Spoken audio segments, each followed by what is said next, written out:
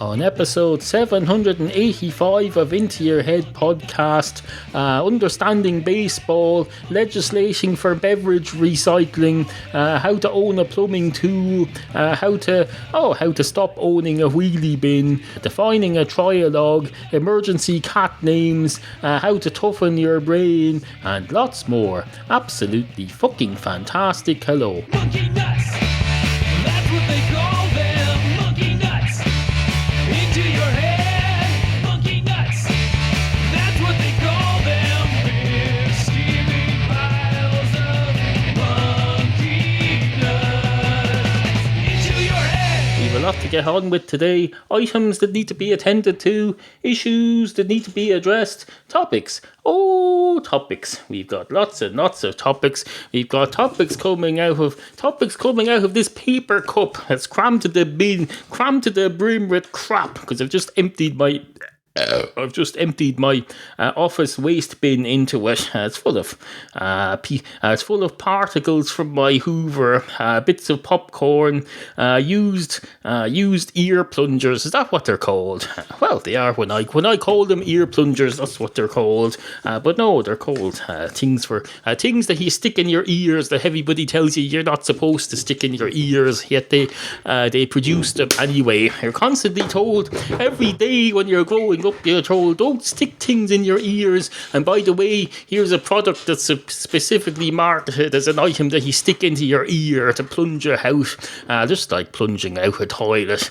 Although now that you mentioned it, I know people to this very day who don't know how to plunge a toilet and didn't realise there was an option for non-plumbers. I know people who thought the only person who uses a plunger to unblock a toilet is a plumber. I would never have considered that when a toilet is blocked, you can declog it yourself. Unless, of course, it's far too gone past that point. Until when it's past the point of no return, then of course you have to call a plumber. You call a plumber and you say, "Hello, can I have a quote, please?" And the plumber will say, "You certainly can. On what topic?" And you'll say, "A blocked toilet." And the plumber will say, "A watched toilet never unblocks itself." And you'll say, "You've just adapted the thing about a watched pot never boiling, haven't you?" And the plumber says, "Yes, I have indeed. It's called being flexible." And you'll understand it when you see me come round to your house with my flexible pipe unblocker as a flexi. There's a flexi thing, a flexi arm that you shove down a drain or a toilet when you want to unblock it, and it's flexible. It's like it's basically a bendy thing. I've got one on my treadmill, but it's for holding up an iPadlet. But there's a bendy thing that plumbers use. I'm led to understand that you stick down a drain or a toilet, or maybe they don't use them in toilets, do they? I don't know. They definitely use them in drains because I've seen them on Amazon. They cost about €8,000.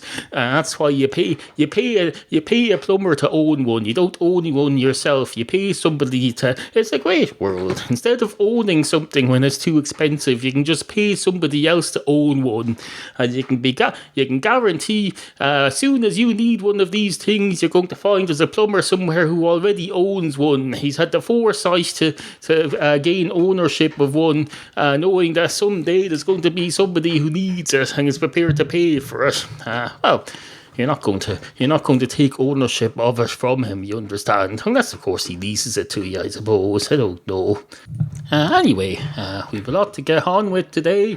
Items that need to be attended to. Issues that need to be addressed. Did I say all this already? I probably did. But it remains true. Nothing's changed in the past 3 minutes and 40 seconds for me to not feel confident in making the same assertion. My ear has suddenly become itchy, though. I could use one of these ear plunger things. I've just been stressing are not supposed to be plunged into your ears. So I'm going to be a hypocrite now. Here we go. Twisty twist. There we go. That did it a bit. It's less itchy now. I've scratched my ear with a plumbing tool. That could, if one slip of the thumb, and that could be jammed into my brain. Hello, why would that be a problem? It's a soft cotton bud. Why would a soft cotton bud cause a problem with your brain? If your brain is that fragile, that a soft cotton bud being plunged into it makes a difference, then what the hell is going to happen when you get a bullet shot into it? Here's the question. You'll never survive that. Grow some balls, or if you're a woman, grow something else. I don't know. Grow whatever you grow. There's a thing your man Adam Carolla says all the time. He says you need to have some grit. Young men and women need to grow up with some grit. Basically, have a bit of what do you call it? I don't particularly consider myself to have grit, but I'm not a fucking what am I not? I'm not a lot. What am I not? I'm not a lot. Something. Where's my harmonica? Here we go. I get my harmonica and my synthesizer. I like to have them on the ready for safety. What have I got? What have I got? I've got a lull in the conversation, in the monologual conversation. Well, can you have a monologual conversation? No, you can't. If it's a conversation, it's a dialogical conversation, and that's if there's two people. If there's three people, it's a trialogical conversation. If it's four people, presumably it's a quadrilogical conversation. Makes you wonder why you've never heard the phrase trialogue or quadrilogue in reference to conversation. They all just call them dialogue or monologue. Surely to Christ, there's conversations happening with more than two people involved. People just lazily call that a trialogue or call it a dialogue instead of a trialogue. I don't know. Obviously they do, if you never heard the words used. But no, let's coin the phrase trialogue and we'll increase it. We'll learn one step at a time. This week we'll learn the word trialogue, and then next week we'll start practicing the word quadrilogue. And then the next week we'll learn quintalogue, or whatever the word would be, and we'll expand our horizons. It's called learning, and you can do it. It's a pain-free process if you do it in small increments. So your word for the week, including myself. Don't worry, I'm what do you call it? I'm prescribing this word of the week learning to myself as well. I'm not just forcing it down your throat and not taking the medicine myself. Our word for the week is trialogue. Next time you're in a conversation with two other people, say, "Oh, this is a nice trialogue we're having," and see how they respond. They'll probably say, "What in the name of Christ are you talking about?"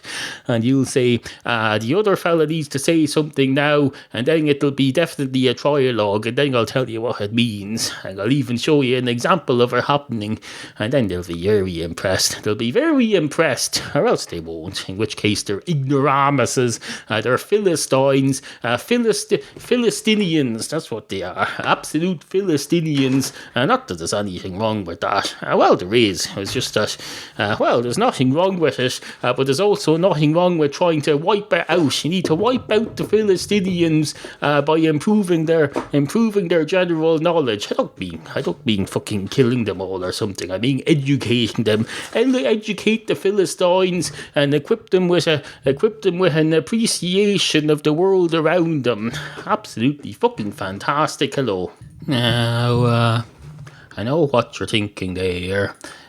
You're thinking, this record window has no device in the device box, which is usually a bad sign, but the previous two segments seem to have recorded perfectly fine, so hopefully that's not an issue. I hope to Christ it isn't anyway, because if it is, you'll never be hearing this, and I won't hear this during the editing process, so I won't even know that I have a concern about the recording boring thing. Well, I suppose what you don't know can't harm you. If you don't know about something, it's called blissful ignorance. I tell you, I don't feel blissful at the moment, but maybe later on when this doesn't record and I forget about all this and then I don't know there's a problem, then I'll be blissfully ignorant. I'll be saying, oh, I don't know anything, isn't it great? It's just that I won't be aware that I don't know anything, so I won't get to enjoy the bliss. If you don't know about something, how can you enjoy it? It's like having a winning lottery ticket in your pocket and never checking it and never realising. That's not going to make you happy. It is not. How could, well, I suppose it could. Or could, maybe. The only way that would make you happy is if you don't want to win the lottery and you've only bought a ticket because you have OCD and you, one day you went out and used your birthday as your chosen numbers, and then you decided every single weekly draw from now on I have to play those numbers again, or else one day those numbers are going to be drawn on the 1 week when I haven't bought a fucking ticket, and then I'm going to feel pretty stupid even though I don't want to win the lottery. That's what you'll be saying, although you'll be lying to yourself about that last part if you're honest. Well, if you're dishonest, but if we're honest about it, you'll admit that you're lying in that last part. Anyway, on with the show. Head into your head, better than spending the day sleeping. No, that's not very good. Let's try that again. Into your head, better to feed someone than to be fed. Does that make any sense? I don't know. There's more to come, though. Two obsessive-compulsive cats walk into a bar. One of the obsessive-compulsive cats goes straight up to the bar counter and says, "Hello, can I have a pint of your finest Guinness, please? And please make it exactly the same as the one you gave me last night." And the man behind the bar says, "I can't do that. I can't sell you the same pint of Guinness twice. You've already drunk it, unless you want me to go and find it wherever you've urinated it out and re-decant it." Is that what you call it? Do you re-decant something? If something's been decanted already, do you undecant it or do you re-decant it? I wouldn't really apply here, because decanting is something you use in reference to whiskey, isn't it? When you're decanting it from a decanter vessel. He wouldn't say that about beer. He wouldn't say it about anything, frankly, because people don't put customers' piss back into the whatever they decanted it from and then resell it to them. There's hygiene and health laws around that. There's also the Sales of Goods Act 1986, which I'm pretty sure precludes you from. Well, I don't know this for a fact, even though I studied accountancy for several years and covered the basics of business law. I don't know for a fact that the Sale of Goods Act 1986 expressly forbids you from reselling the same pint to a customer twice after they've already consumed it and urinating it out. But I think you can be pretty damn sure that it's in the spirit of the law. And if it's not, then it would at least, if you brought it into court and tested it, you could be damn sure to Christ as hell you'd have a very good chance of setting it as a legal precedent that it isn't allowed. I'm just assuming, of course, that. I'm just assuming because it's never being tested. That's the problem with the law. Some of these things never get tested. You have all these obscure laws about whether or not you can gather up a cat's piss and resell it. It'll be full of ammonia for one thing. But don't you use ammonia in the brewing process? Or is that something else? Maybe I'm confusing ammonia with yeast. Or maybe it just smells like... my father used to make homebrew beer at home and it smelled like cat piss a lot of the time. So maybe that's what I'm confusing it with. Maybe he was making cat piss. I don't know. We didn't have a cat. We didn't always have a cat when I was a child, but at times we did. At times we had a cat. We had a cat called TC, and later we had a cat called Sting in the early 1980s, and then we had a cat with no name. I went out on the back garden on the cat with no name. It felt good to be out on the rain, on the desert. You can't remember your name 'cause your owners haven't given you a fucking name. I tell you, that wouldn't happen now. I've got 7 cats now, and the first thing I do before I even know when I'm getting the cat is to assign them a name, or at least come down to a short list. I've got as we speak, I have a list of future cat names saved as a document in my Gmail, just in case we ever get a cat at short notice. Let's have a look at it now. I'll go and have a look at it now. Usually when I'm drunk, I think up a couple of extra possible cat names, and if I remember, I add them to this list. Hold on a minute, let me just search. Cat name database. Here we go. Cat name database. Moldy. This must have been a particularly drunken night. Moldy, named after Voldemort from the Harry Potter movies, or Snape. Now, there must be some others in here too. Let's have a look at this now. Geordie. I don't even remember thinking of that one. Aussie, based on BBC Cat Watch 2014. What else? Jelly. Here's another list. Blurry. Millie, short for militancy, the cat thought of after 8 Bulmers. What else have we got? I don't know why I needed to add that note. Foamy and Frothy. We already had a Frosty the cat, so I'm not sure about that. Chewy and Kofi. We've already used Kofi, so this is an old one. Crispy. What else? Happy and Hippie or Hoppy. What else? That one's blank. Foamy.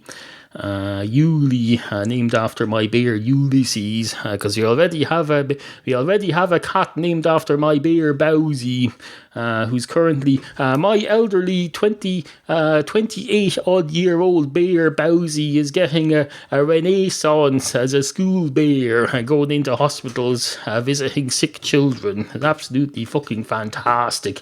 I would have thought you get a fucking retirement if you're a 28-year-old bear who's being stuffed with my childhood pajamas in his neck. But no, apparently you get dragged out to serve the community. I suppose it's reasonable. Nothing wrong with putting an inanimate object to work. Doesn't harm anybody, as long as he's being cleaned properly, which he has. I'd be damn sure to Christ as hell he has. I keep my bears clean now that I'm an adult. You're listening to the Into Your Head podcast from Ireland with your humble proprietor, Neal.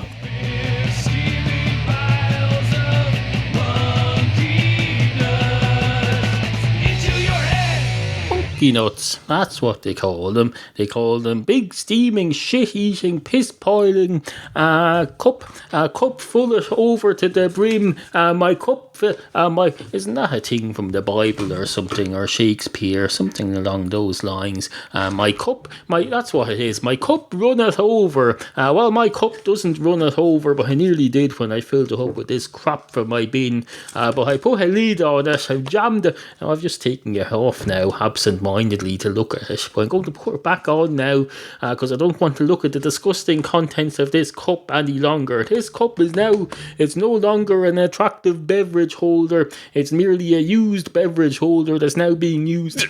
It's being used as a container, which I'll use later on today to carry this waste rubbish down to the kitchen bin. The kitchen bin is going to be a further holding cell for this rubbish until I empty the kitchen bin, probably on Thursday, to put out into the wheelie bin, and then the wheelie bin will be emptied into a truck on Friday morning. Except there'll always be something left stuck to the bottom, a plastic bag or something that's wet, and it'll be stuck to the bottom. Every now and then I get a little bit something, except no, I wasn't trying to. I accidentally went into the song Bright Eyes. I think it's because I was thinking about bin collection lorries, which when they go around in the early morning when it's dark with their headlights on, they probably look like they have bright eyes, which I suppose in a way they are, but headlights aren't really eyes. Headlights are more like Headlights are more like torches that you use. If there were eyes, they'd have cameras in them. If there were cameras, they'd be comparable to eyes, but they don't. Light is not the same as a camera. It's a different thing, and it can't be compared to the human eye. A camera can, in a way, but not a lot. Oh no! Every now and then, I get out the outdoor sweeping brush, and I cram it down, scrape it along the bottom of the wheelie bin, and scrape up whatever stuck to it. And then I get out some bleach if I'm feeling particularly bored, and I wash out the bin, and then turn it upside down to drain it out. And then, what thanks do I get for it? None at all, because the bin remains the property of the bin collection company. If I ever stop paying my bills, I can tell you they'll be round like a flash saying, we'll take that bin back from you now. We'll take back your wheelie bin. And you'll say, do I get a discount for keeping it nice and clean for you? And they'll say, you do not. You do in my arse. And you'll say, oh, I do. How do I get it in your... And they'll say, no, that's just an expression. You do in your arse. It actually means you don't.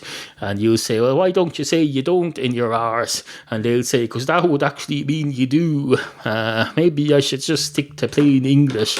And I'll say, maybe you should, seeing as how you're dealing with a customer here. And they'll say, technically you're not a customer anymore. That's why I'm collecting this bin and taking it away from you in a van rather than just emptying it into a truck, as has been the case every week for the past several years that you've been a customer. I know the difference that they tell you. You can tell the difference when the bin collection people come. When you're a customer, they empty the bin into their truck. When you're no longer a customer, they just take the bin and they expect it to be empty then, I can tell you, because they just put it into a van and they bring it to someone else. Well, I can tell you, if they ever do that to me, they'll have to find another house that has the same house number as me, because I've put huge bright yellow sticky numbers on my bin on all four sides of it, so they'll have to either scrape those off, or maybe they can scrape off one of the numbers and find a one-digit house. I don't know how it works. I'm probably not even supposed to do that to the bin. It's not my property. Maybe I can ask them to remove the number and give it to me for future use elsewhere. I don't know. I probably don't need to plan this so far in advance. It's probably a little bit OCD, is it? It probably is. Or maybe people get very annoyed when you say you're a bit OCD. They'll say there are real people out there with real OCD mental diagnosed issues. They feel you're belittling them every time you say, oh, I'm a bit OCD. Oh, isn't it a great joke? They fucking hate that. Well, get a grip. Get over yourself, for Christ's sake. Get a fucking grip. Don't be all offended by everything. Oh, by the way, that reminds me. I had some negative listener feedback recently, mainly because a fella I met in the news site, in the comment section of a news site, had a run-in with him, and then he tracked me down on Twitter. So let's see what he said. Can I find it here? I don't know. Oh yes, I can, because I took a screenshot of his comment and made it my header image on my Twitter page. Listen to your podcast for 5 minutes. Are you handicapped? Well, I am handicapped in a way. I've never played golf, so I'm sure I'd get an automatic handicap were I to start today. Oh no, you don't. You get a handicap if you're too good at it. So maybe I do have a handicap. Maybe I have a handicap at podcasting. Maybe I'm so good at it that I'm automatically assigned a handicap by a software, what do you call it, thing that iTunes does. What do you call that thing where it does it automatically? You know that thing that programmers call it. They say, oh, it runs a little program, what do you call it? Something beginning with hey, anyway. Anyway, it runs a little little thing, and it says we'll give him a handicap of 8.5, which is why this podcast has never really made the big time, although I would point out that it's being at number 1 in the Irish comedy charts a number of times, that number being 2 or 3 or 4, I'm not sure. Anyway, suffice to say, listen to your podcast for 5 minutes. Are you handicapped? Well, no, I don't know whether I'm handicapped. I don't know. Am I handicapped? There's a question for you. I have a handicap that I wear when it's raining because I don't like to use umbrellas, but it's nearly worn out. There's bits of metal and cardboard sticking out of it now. I'm going to have to replace it soon. I've had it since 2006. I know 2007. I know it's 2007 because it has a name of a place that I visited in 2007 on it, and I certainly didn't import it there through the post. It's not the sort of place you import a cheap baseball cap from. No. Baseball caps are things that you get from places that you visit. I don't like to call them baseball caps. I don't even know what baseball is. Is it a sport of some? I think it is. I think it's a sport that you Americans play. It's a sport that's like, you get a ball, and presumably there's a base, and you run from the base, and you go to first base, and then you go to second base, and then you go to third base, and then you go to fourth base, and then you go to fifth base, and then you go to sixth base, and then you go to seventh base, and then you go to eighth base, and then you go to ninth base, and then you go to 10th base, and if it goes on long enough, I presume it's like the speed, the mileage clock on your car. It eventually goes back to 0, but you know damn well that when it goes back round to 0, your car hasn't gone 0 miles. It's gone a hell of a lot more, probably a million miles or something. So at least there's that. Anyway, on with the show. The word that I was trying to think of several times during the preceding segment is algorithm. That's your new word of the day. Although I did assign a word of the day earlier, didn't I? Trialogue. But surely to Christ you can manage 2 words. Trialogue and algorithm. Trialogue and algorithm. You can have a trialogue. You could probably create an algorithm that would design a credible trialogue. You can have because you can sign on to help bots now, and you have bots that reply to tweets automatically. Surely to Christ you could have a bot that could be based on an algorithm and could perform a credible trialogue about a simple topic. Maybe you could, I don't know. Anyway, suffice to say, algorithm. This is going to be the end of the show, so it is. It's going to be the end of the show. Don't worry, it'll be back again in due course, in accordance with its increasingly unreliableness, except I would argue that it's not unreliable at all, because I always come back sometime. Just not on a fixed schedule. So we're on a schedule at the moment of approximately whenever I feel like it. That's when this podcast comes out. It comes out whenever I manage to make one, but I manage to make one whenever I feel like it. That's how it works. That's how the world works. I think you'll find everything in the world works on a whenever I feel like it basis.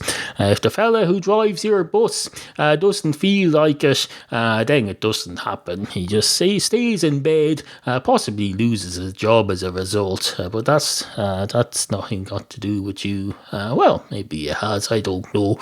Maybe you could increase his likelihood of turning up for work by being nice to him. Maybe you could say hello to the driver every morning and be nice and friendly, and maybe give him a tip. Is it appropriate to tip a bus driver? Probably not. Maybe if you're on a tour, if you're on holiday somewhere and you've been on an all-day bus tour on a coach, and he brings you around all over the place and he does tour guide stuff, then you tip him. But no, you probably wouldn't tip a bus driver, except if it was a local route and they made the buses so small because of low demand that they eventually eventually became minibuses, which is pretty much interchangeable with a vehicle that a taxi company would use. Then you might get confused and you think, wait a minute, is this a bus service or a taxi service? Because it seems to be pretty much the same vehicle. Is it rather insulting to say, oh, you're not a taxi driver, you're a public bus driver. You just happen to use a similar minibus, so I'm not going to tip you. No. Well, you probably wouldn't say that to his face either way, but still, would it be insulting to think like that? Well, I don't know. You can't be policing people's thoughts. You can't be policing people's thoughts. As far as I'm concerned, you can police their attitudes. I can tell you, you can get out your police truncheon or your police gun if you're in America, or your police tank if you're in certain parts of America, your police army tank, or your police ability to speak in a civilized manner if you're in my part of the world, or your police frozen baton if you're in that place where the Eskimos are, or your police, this is a knife, that's not a knife, this is a knife, if you're in Australia, or your police, wherever the hell police have nowadays. You take it out and you say, I can't remember where I was going with this. Anyway, good morning.